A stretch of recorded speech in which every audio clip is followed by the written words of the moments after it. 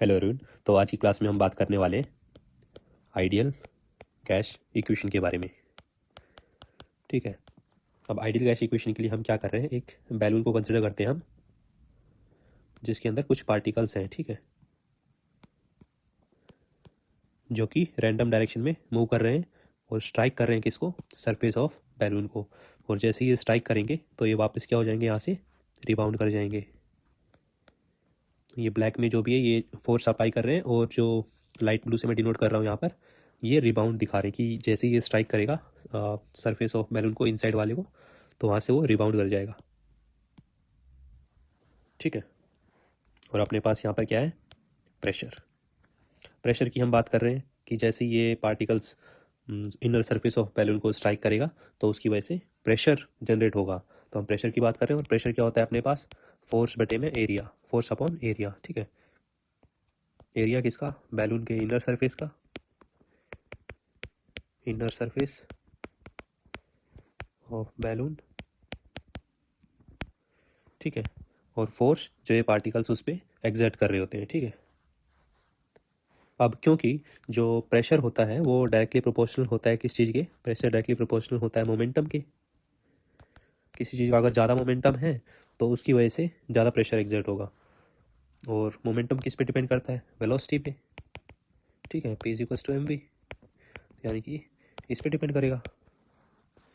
तो यहाँ से हम क्या कंक्लूड कर रहे हैं कि जिस भी पार्टिकल की, जिस भी मतलब सिस्टम में, जैसे ये एक सिस्टम मान लो आप, सिस्टम 1, और ये सिस्टम मान लो आप सिस्टम 2 है। ठीक है। अब इसके अंदर कुछ पार्टिकल्स दिए हुए हैं सिस्टम 1 में, ऐसे ही सिस्टम 2 में कुछ पार्टिकल्स दिए हुए हैं। अगर इस केस में जो पार्टिकल्स हैं उनकी फास्टर वेलोसिटी है, ठीक है, फास्टर वेलोसिटी ऑफ पार्टिकल्स, और इस केस में क्या है, slower velocity of particles, velocity of particles. तो इस केस में और इस केस में अगर हम कंपेयर करें तो अपने पास P1 और P2 मान लेते हैं कि सिस्टम 1 का प्रेशर क्या है, P1, और सिस्टम 2 का P2। तो यहाँ से क्या कंक्लूड कर देंगे हम, P1 ग्रेटर होगा किससे, P2 से, क्योंकि जो सिस्टम 1 है उसके अंदर जो पार्टिकल्स हैं उनकी वेलोसिटी ज़्यादा है as compared to velocity of particles present in system 2। लेकिन अब रियल लाइफ में क्या होता है कि कोई भी अगर आपके पास सिस्टम दिया हुआ है तो उसके अंदर ऐसा तो है नहीं कि सिर्फ 1 2 या फिर 4 5 पार्टिकल्स होंगे, उसके अंदर मिलियंस ऑफ पार्टिकल्स होते हैं। और इस वजह से हम हर एक पार्टिकल की स्टडी नहीं कर सकते हैं। ठीक है। इसके अंदर मिलियंस ऑफ पार्टिकल्स होते हैं। यहाँ तो हमने 5 दिखा दिए, लेकिन जो रियल लाइफ एग्जाम्पल है, रियल लाइफ एग्जाम्पल, उसके अंदर क्या होता है, मिलियंस ऑफ पार्टिकल्स होते हैं सिस्टम के अंदर, मिलियंस ऑफ पार्टिकल्स। और इस वजह से we can't study kinetic energy and velocity of each individual particle. ठीक है। we can study kinetic and velocity of each individual particles. तो अब क्या करें भैया, तो इस वजह से हम क्या करते हैं कि एवरेज एनर्जी की बात करते हैं, यानी कि काइनेटिक एनर्जी की बात करते हैं। ठीक है। एवरेज वेलोसिटी की बात करते हैं हम। पूरे सिस्टम को एज ए वन कंसिडर करके हम उसकी स्टडी करते हैं, क्योंकि सिंगल पार्टिकल की स्टडी करना काफ़ी डिफिकल्ट होता है। और जो एवरेज काइनेटिक एनर्जी है, इसकी जगह हम टेम्परेचर को कंसिडर करते हैं, क्योंकि टेम्परेचर और एनर्जी एक दूसरे के प्रोपोर्शनल होते हैं।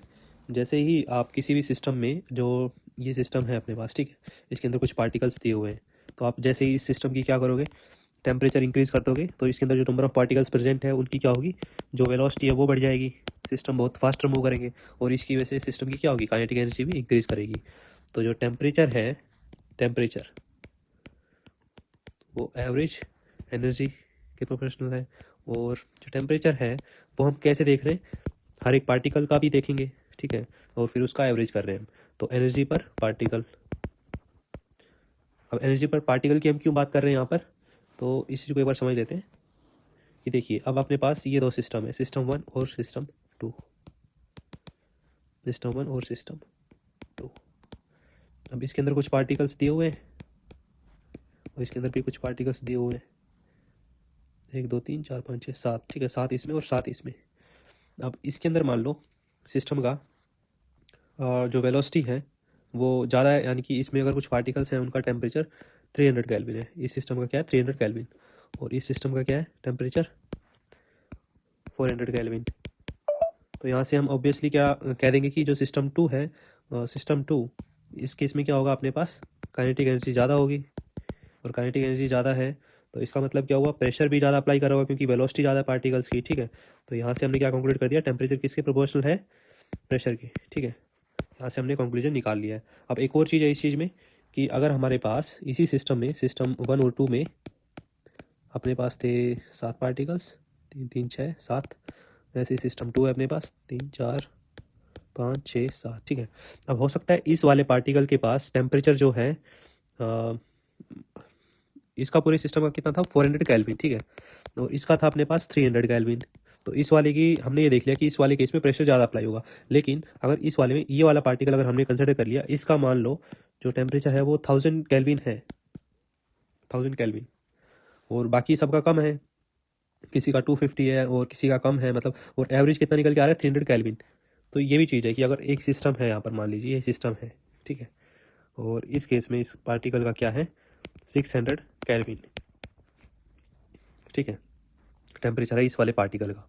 तो इस केस में अगर सब चीज़ सेम रखें हम, तो भी इस केस में जो प्रेशर होगा वो कम होगा एज़ कम्पेयर टू सिस्टम 1 और सिस्टम 2 के कंपैरिजन में, क्योंकि यहाँ पर हम एवरेज की बात कर रहे हैं, ठीक है। यहाँ पर जो हम स्टडी कर रहे होते हैं वो एवरेज काइनेटिक एनर्जी और एवरेज काइनेटिक एनर्जी मतलब एवरेज टेम्परेचर की हम बात कर रहे होते हैं।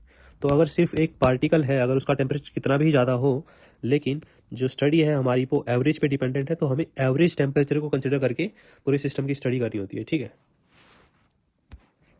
अब चलते हैं अगले चीज़ पे। तो लास्ट वाली चीज़ में एक और चीज़ कवर हो जाती है कि नंबर ऑफ पार्टिकल्स पे डिपेंड कर रहा है। तो यहाँ से हम क्या कंक्लूड कर रहे हैं, प्रेशर जो डिपेंड कर रहा है वो नंबर ऑफ पार्टिकल्स पे। इस वाले केस में सिर्फ एक पार्टिकल है, इस वाले केस में ज़्यादा पार्टिकल है, 7 7 थे दोनों केस में। तो ये पार्टिकल्स पे भी डिपेंड करेगा कि नंबर ऑफ पार्टिकल्स जो सरफेस पे स्ट्राइक कर रहे हैं और उस वजह से जो प्रेशर जनरेट हो रहा है। टेम्परेचर से भी मतलब होता है, लेकिन उसके साथ साथ एक और फैक्टर होता है जो नंबर ऑफ पार्टिकल्स होते हैं, ये भी एक फैक्टर है, ठीक है। तो यहाँ से ये चीज़ आ गई है। अब जो प्रेशर है वो डिपेंडेंट कर रहा है किस चीज़ पे, नंबर ऑफ पार्टिकल्स और टेम्परेचर। नंबर ऑफ पार्टिकल्स या फिर आप इशू कह सकते हो मोल्स, ठीक है, और साथ में एक आर कांस्टेंट, आर क्या है, कांस्टेंट, टी टेम्परेचर। अब एक और चीज़ देख लेते हैं कि इनके अलावा क्या प्रेशर किसी और चीज़ पे डिपेंड करेगा। तो ये अपने पास बैलून 1 है, इसका अगर हमने वॉल्यूम डिक्रीज़ कर दिया, ठीक है, अब यहाँ पर सेम नंबर ऑफ पार्टिकल्स हैं अपने पास, 4 हमने मान लिया यहाँ पर। अब ये जैसे ही स्ट्राइक करेंगे सरफेस ऑफ बैलून को जाके, तो वहाँ से क्या करेंगे, रिबाउंड हो जाएंगे, ठीक है। रिबाउंड को दूसरे कलर से डिनोट कर देते हैं अपन, ये यहाँ से रिबाउंड हो रहे हैं, ठीक है, सरफेस को स्ट्राइक करके रिबाउंड हो रहे हैं। और ऐसा इस केस में होगा, ये स्ट्राइक करेंगे जाके, उसके बाद क्या होगा, ये सब रिबाउंड कर जाएंगे सरफेस ऑफ बैलून से। लेकिन अगर इस दोनों केस में हम टेम्परेचर को कांस्टेंट रखते हैं, ठीक है, टेम्परेचर को कांस्टेंट कर दिया दोनों केस में, मतलब इसका अगर 300 केल्विन है तो इस वाले केस में भी हमने मान लिया 300 केल्विन है सिस्टम का और टेम्परेचर, ठीक है। तो इस केस में जो नंबर ऑफ पार्टिकल्स हैं इनकी टेम्परेचर की बात नहीं करेंगे, अब नंबर ऑफ पार्टिकल्स की बात भी नहीं करेंगे, क्योंकि एन जो है वो भी सेम है, एन इस केस में भी सेम है और इस केस में भी एन सेम है। तो एन भी कांस्टेंट कर दिया हमने दोनों केस में, नंबर ऑफ पार्टिकल्स, और आर तो होता ही कांस्टेंट है, ठीक है। लेकिन यहाँ पर क्या फ़र्क पड़ा है, वॉल्यूम हमने डिक्रीज़ कर दिया है, वॉल्यूम डिक्रीज़ कर दिया है, ठीक है। तो इस वजह से क्या फ़र्क पड़ा होगा, इस वाले केस में जो नंबर ऑफ पार्टिकल्स हैं ये, इनकी जो फ्रीक्वेंसी है सरफेस को स्ट्राइक करके वापस रिबाउंड होने की, वो बढ़ जाएगी, ठीक है। क्योंकि यहाँ पर देखिए इनको काफ़ी कम डिस्टेंस ट्रैवल करना होता है, इस केस में क्या है, काफ़ी ज़्यादा डिस्टेंस ट्रैवल करना पड़ेगा और तब जाके ये क्या करेगी, रिबाउंड होएगा। तो इस केस में नंबर ऑफ फ्रीक्वेंसी बढ़ रही है और हर बार जैसे ही प्रेशर, ये जैसे ही सरफेस को टच करेगा और रिबाउंड होएगा, प्रेशर जनरेट करेगा। अब इस केस में फ्रीक्वेंसी ज़्यादा है, ठीक है, frequency of striking the surface is more. तो इस केस में क्या हो रहा है, प्रेशर इंक्रीज कर रहा है, ठीक है, प्रेशर इंक्रीज कर रहा है। तो यहाँ से क्या कंक्लूड कर दिया, जब हमने प्रेशर पे हमें वॉल्यूम का इफेक्ट देखना है, ठीक है, वॉल्यूम का, तो हमने क्या कंक्लूड किया, जैसे ही हमने प्रेशर को, वॉल्यूम को डिक्रीज कर दिया, यानी कि 1/, कर दिया, या फिर आप यहीं पर देख लीजिए इस चीज़ को, ये थोड़ा कन्फ्यूजिंग कर दिया मैंने ज़्यादा। हमने देखना है प्रेशर का वॉल्यूम पे क्या फ़र्क पड़ रहा है, ठीक है। तो हमने क्या देखा, जैसे ही आपने वॉल्यूम को डिक्रीज कर दिया तो प्रेशर पे क्या फ़र्क पड़ा, इंक्रीज हो गया प्रेशर, क्योंकि इस केस में क्या हुआ, frequency of striking, frequency of particles striking the surface, frequency of particle striking increases, ठीक है। और इस वजह से क्या होगा, प्रेशर इंक्रीज हो रहा है। और इसका मतलब उल्टा भी है कि अगर आपने वॉल्यूम को अगर इंक्रीज कर दिया है तो अब ज़्यादा डिस्टेंस ट्रैवल करना पड़ेगा पार्टिकल्स को बैलून के सरफेस को टच करने के लिए और रिबाउंड करने के लिए। तो उस केस में नंबर ऑफ फ्रीक्वेंसी की वो क्या होगी, वो कम हो जाएगी, number of frequency of particles striking the surface of balloon decreases।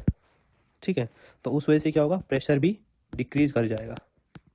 ठीक है, तो यहाँ से हमने कंक्लूड कर लिया जो प्रेशर है वो इन्वर्सली प्रोपोर्शनल है किसके, वॉल्यूम के।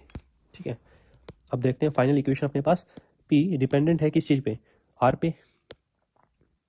ठीक है, अब होता है ये देखिए, P डायरेक्टली प्रोपोर्शनल है किसके, नंबर ऑफ पार्टिकल्स के, टेम्परेचर के और 1/वॉल्यूम के। अब जैसे आपने प्रोपोर्शनलिटी साइन हटाया तो यहाँ पर एक कांस्टेंट आ जाएगा जिसका नाम है R। ठीक है, n number of particles, T temperature अपने पास, V 1/V वॉल्यूम। ठीक है, अब हम क्या करेंगे, दोनों साइड में मल्टीप्लाई कर देंगे, multiply both side by volume. अब इसको डायरेक्ट भी कर सकते हो आप, V को यहाँ डायरेक्ट ले जाओ, इससे मल्टीप्लाई कर दो तो अपने पास क्या आएगा, PV इजिकल्स टू NRT। लेकिन अगर ये चीज़ एग्जाम में आएगी तो स्टेप बाय स्टेप में आप क्या दिखाओगे कि दोनों साइड में आपने मल्टीप्लाई कर दिया V को, तो उससे क्या होगा, P डॉट में V equals to R dot N dot T dot 1/P into V से भी cancel, PV equals to NRT, PV equals to NRT। ये है अपने पास आइडियल गैस इक्वेशन। अब इस चीज़ को देख लेते हैं कि इसको आइडियल गैस इक्वेशन क्यों कह रहे हैं हम। देखिए, जो आपके पास ये सिस्टम हमने कंसिडर किया हुआ है जिसके अंदर पार्टिकल्स दिए हुए हैं अपने पास। अब इस केस में अगर ये रियल एग्जांपल होता तो उसमें क्या होता, रियल गैस एग्जांपल, तो उसमें जो ये पार्टिकल्स हैं अपने पास, इनकी कुछ पोलैरिटी होती। ठीक है, इनकी कुछ पोलैरिटी होती पार्टिकल्स की, और उस वजह से क्या करते, या तो एक दूसरे को अट्रैक्ट कर रहे होते या फिर एक दूसरे को रिपेल कर रहे होते। ठीक है, लेकिन क्योंकि ये आइडियल गैस सिस्टम है अपने पास, आइडियल, अगर ये सिस्टम आइडियल है तो इस केस में क्या होगा, either of the particle you consider are not affecting any other particle present in the system। ठीक है, और साथ ही साथ में जो इनकी वॉल्यूम है पार्टिकल्स की, हो सकता है कुछ पार्टिकल छोटे हो, कुछ बड़े हो पार्टिकल, उस चीज़ को भी हमने हटा दिया। हमने मान लिया कि जितने भी पार्टिकल्स हैं उनका सबका सेम वॉल्यूम है, और ना ही कोई एक दूसरे को अटैक कर रहा है, ना कोई एक दूसरे को रिपेल कर रहा है, सब अपने इंडिविजुअली काम कर रहे हैं, सब जा रहे हैं स्ट्राइक करके वापस आ रहे हैं। ठीक है, ये चीज़ हमने मानी है। ठीक है, ये एक आर्बिट्ररी हमने माना है अपनी अपनी तरफ से कंसिडरेशन, और इस चीज़ को यूज़ करके अपने पास आता है आइडियल गैस इक्वेशन जो कि PV इक्वल्स टू NRT। अब रियल गैस इक्वेशन में A और B कांस्टेंट इंक्लूड रहते हैं, उसके बारे में हम बाद में बात करेंगे। ठीक है, और इसके रिलेटेड हम जो भी न्यूमेरिकल्स हैं वो नेक्स्ट क्लास में करने वाले हैं। ठीक है, तब तक के लिए धन्यवाद।